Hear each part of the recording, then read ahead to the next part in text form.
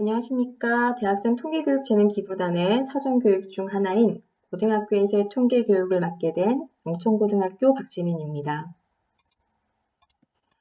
고등학교에서 통계교육 재능기부 활동을 하기에 앞서 재능기부를 할 대상인 고등학생들의 교육과정, 즉 2015 개정 교육과정을 이해하고 활동하면 좀 더 의미있고 효율적인 활동이 되리라고 생각합니다. 2015 개정 교육과정의 비전은 창의 융합형 인재를 양성하는 것입니다. 이에 발맞춰 2015 개정 수학과 교육과정은 수학 교과 역량의 구현, 학습 부담 경감 추구, 학습자의 정의적 측면 강조, 실생활 중심의 통계 내용 재구성, 공학적 도구의 활용 강조를 개정 방향으로 선정하였습니다. 이 부분에서 우리가 눈여겨볼 것은 바로 실생활 중심의 통계 내용 재구성과 공학적 도구의 활용 강조입니다. 수학 교과 역량을 한번 살펴보면 문제 해결, 추론, 창의 융합, 의사소통, 정보 처리, 태도 및 실천이 있는데 이 역시 통계와 관련된 역량입니다. 재능기부 활동을 하게 되실 때 학생들이 본인들의 문제를 해결하기 위해 주제를 정하는 과정이나 자료를 해석하는 과정에서 정말 많은 의견을 나누는 것을 보게 될 것입니다. 이런 흐름으로 인해 통계 포스터를 만드는 활동은 실생활 문제 해결을 경험하도록 함으로써 최근 통계 수업에서 가장 많이 하는 수업입니다. 그 외 통계에서 바라본 개정의 내용은 학습 부담 경감 추구 면에서 확률과 통계에서 분할, 모비율이 삭제되었고 학습자의 정의적 측면 강조 면에서 교과 역량으로 태도 및 실천 추가하여 수학에 대한 관심과 흥미는 물론 성공 경험을 통한 자신감 회복으로 수학에 대한 긍정적인 인식 강화를 시키고자 하고 있습니다. 그리고 실생활 중심의 통계 내용 재구성 면에서는 자료의 수집, 분석, 해석 등 일련의 과정을 다루는 것을 강조하고 있습니다. 기존의 교육과정의 통계 내용이 실생활 맥락에서 주어진 자료의 수동적 처리에 머무르는 경향이 있었다면 개정 교육과정에서의 확률과 통계는 자료 수집 방법으로 표본 조사의 의미를 강조하여 대중매체에서 접하는 통계 조사 결과를 올바르게 해석할 수 있도록 모집단과 표본의 관련성 및 표본 조사의 중요성을 강조함으로써 통계적 소양 함량을 목표로 하고 있습니다. 마지막으로 2009 개정 교육과정을 비롯한 이전의 수학과 교육과정은 각 영역별 교수학습상의 유의점이나 일반적인 교수학습 방법에서 공학적 도구의 활용을 언급함에 그쳤으나 2015 개정 교육과정에서는 공학적 도구가 적극적으로 활용되어야 함을 구체적인 성취 기준으로 진술함으로써 명시적으로 강조하고 있습니다. 그리고 통계에서 공학적 도구가 본격적으로 이용되기 위해 국가 수준에서 통계 프로그램을 개발하여 제공하는 것이 바람직하다고 여겨 통계청과 협조하여 교수학습용 통계 프로그램인 동그라미를 개발, 보급하고 있습니다. 다음은 고등학교 통계단원의 구성입니다. 대학생 여러분들이 학창시절에 배운 내용과 크게 다르지는 않을 것입니다. 그러나 순서 변동은 있습니다. 2009 개정 교육과정에 비해 2015 개정 교육과정에서는 다음과 같은 변화가 있습니다. 확률과 통계의 순열과 조합이 공통교과인, 문이과 통합교과인 수학교과의 경우의 수로 이동하였고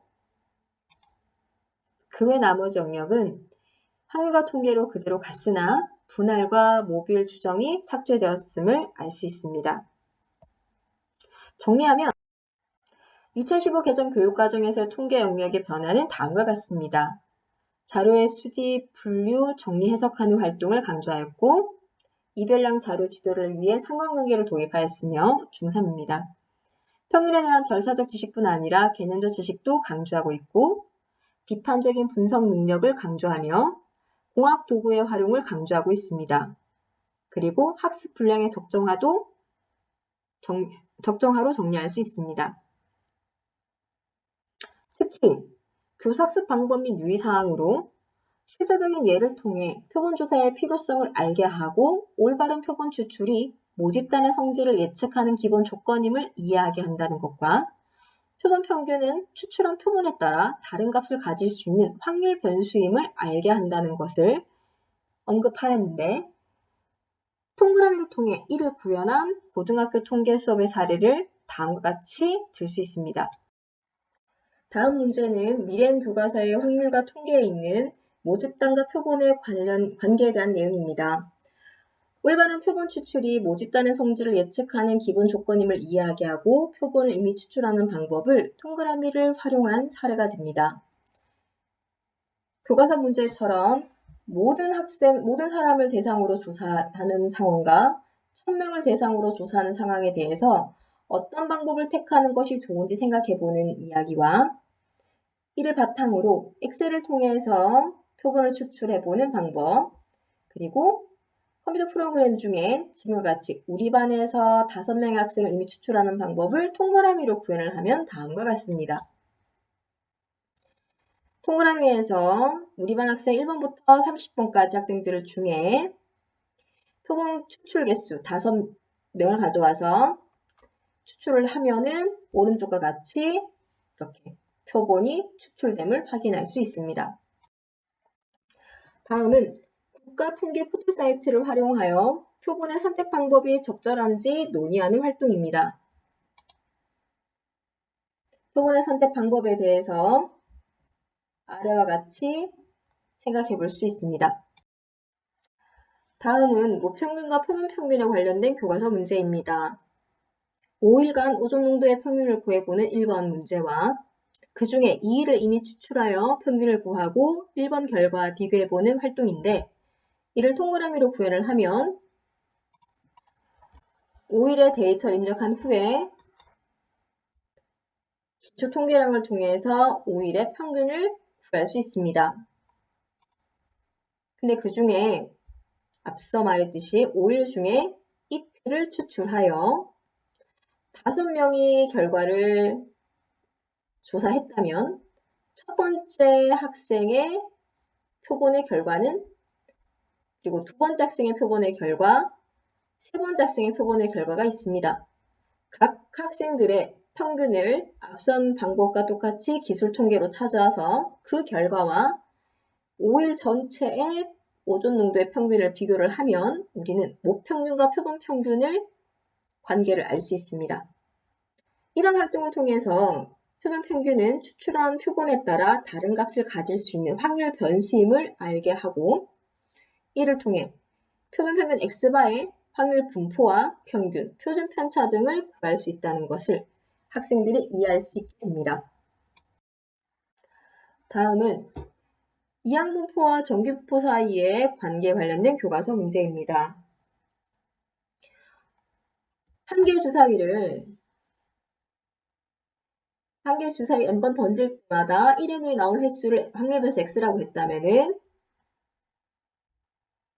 이때 이 n이 커지면 어떤 일이 생겼을까에 관련된 얘기를 실험을 하면, 동그라미 중에 이항분포의 정규 근사를 선택을 해서 실행 횟수를 10번, 성공 확률은 6분의 1이기 때문에 이를 소수로 계산하면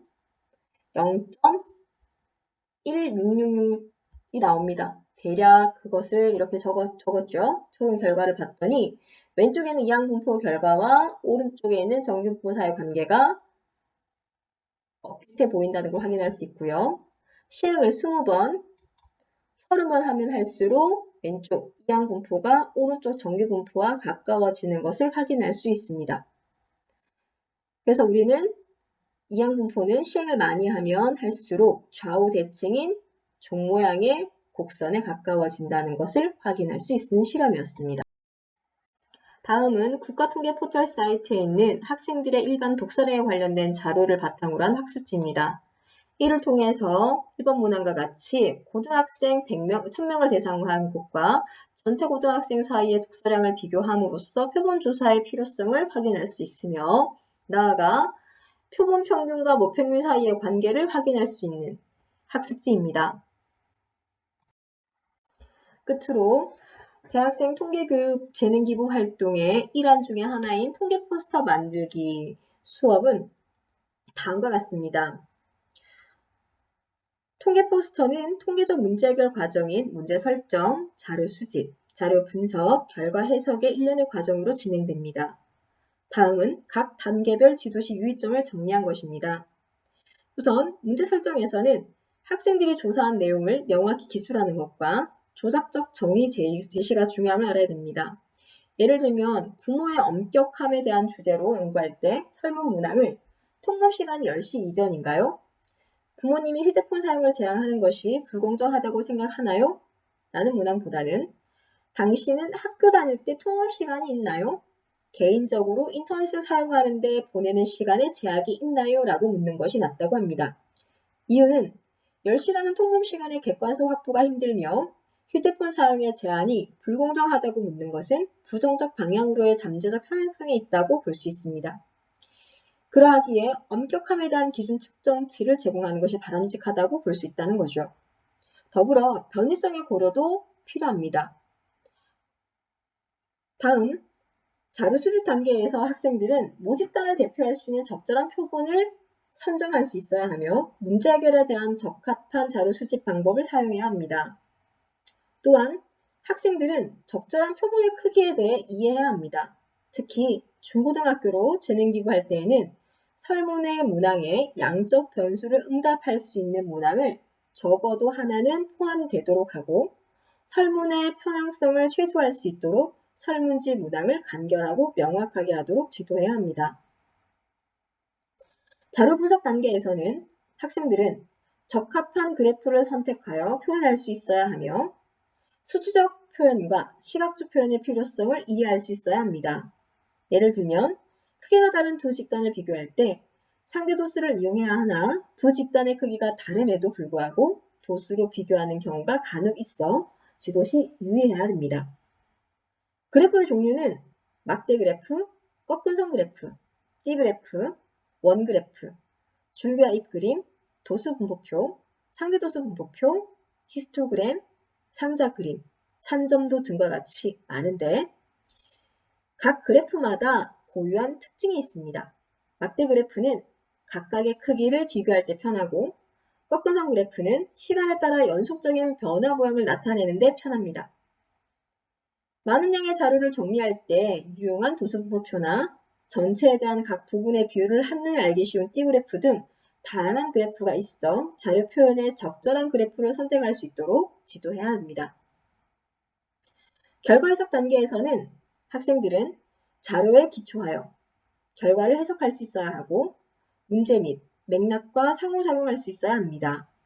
통계 포스터 활동에서는 결과 요약과 종합 결론으로 나눌 수 있는데 결과 요약은 자료 분석 단계에서 표현된 표나 그래프를 보고 있는 그대로 내용을 간추리는 것을 뜻하고 종합 결론은 결과 요약된 것을 종합적으로 고려하여 통계 포스터 제작자가 어떤 판단을 내리는 것을 의미합니다. 더불어 변이성을 고려한 해석도 필요합니다. 표본을 추출하면서 생길 수 있는 우연 변이성이나 표집 변이성 등을 고려해서 해석해야 한다는 것입니다. 이외에 동그라미를 활용한 고등학교 교과서 속의 실생활 중심의 통계 내용을 재구성 및 공학적 도구 활용을 적용한 수업 사례를 들면 다음과 같습니다. 다음 포스터는 독립 언제가 좋을까라는 주제에 관한 것과 중학교에 다니면서 시내버스 이용하는 친구들이 시내버스에 대해 어떤 생각을 갖고 있는지에 관한 의문점으로 만든 통계 포스터입니다.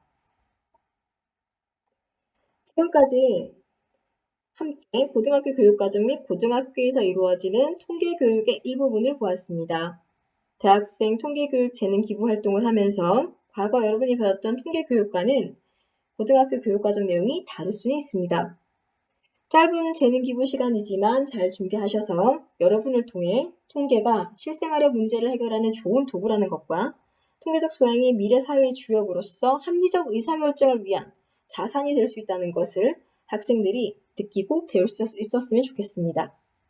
잘 하시리라 기대하며 응원합니다. 감사합니다.